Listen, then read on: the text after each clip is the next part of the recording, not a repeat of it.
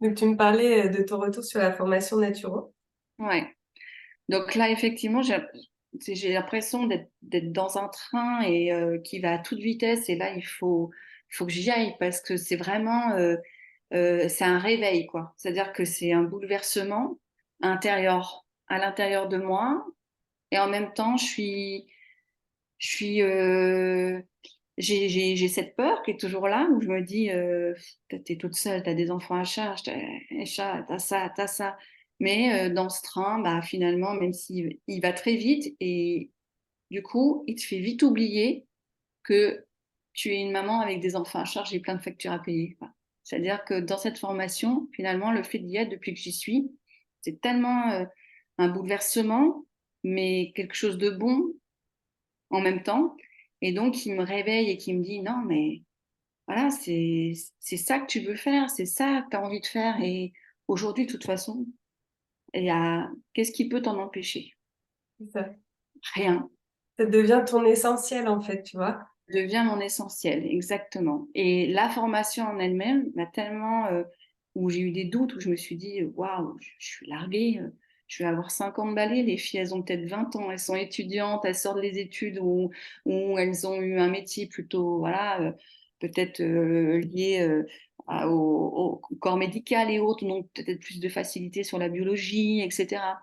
Mais non, au final, non, pas du tout. Enfin, je me suis retrouvée comme si que bah, c'était violent au départ. Je me suis dit, waouh, je vais pas m'en sortir. Puis finalement, bah, petit à petit, ça s'est construit.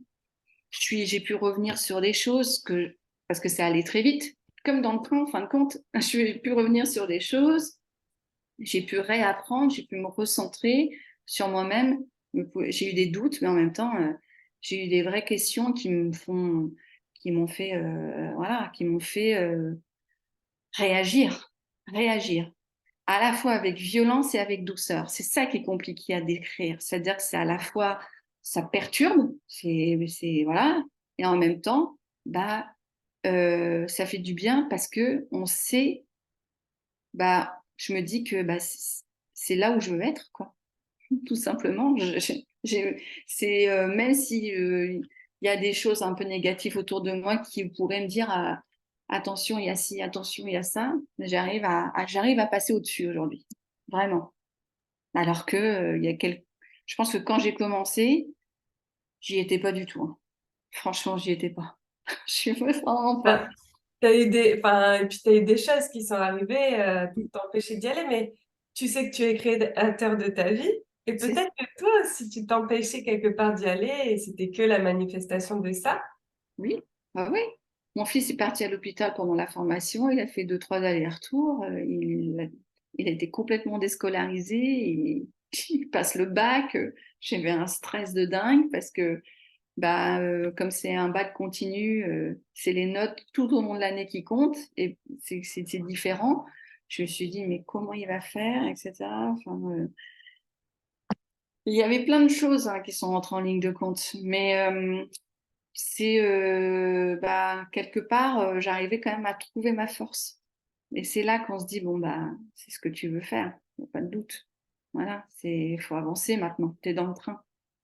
Tu es Et dans puis, le tu train vois, et ce que tu décris, à la fois cette force et cette douceur, ben, c'est aussi toi, oui, tu vois. Donc, ça, enfin, voilà. Donc, oui, c'est émotionnellement, c'est challengeant quand on change d'endroit, on se lance dans une formation professionnalisante, on a des attentes, on a des doutes, on se dit, est-ce que je vais pouvoir retourner au banc de l'école?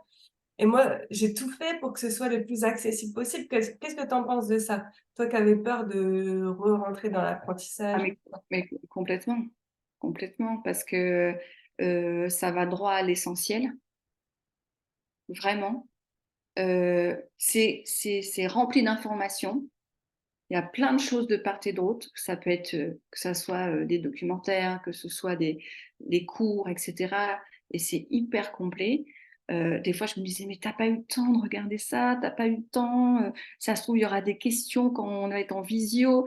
Je commençais déjà à me dire des trucs, mais en fin de compte, non, parce que on peut revenir dessus, on peut réapprendre, on peut relire. Moi, des fois, même j'étais claquée, j'en pouvais plus de ma journée. Le soir, dans mon lit, j'avais le casque et je m'endors avec le truc presque parce que je voulais réécouter quelque chose.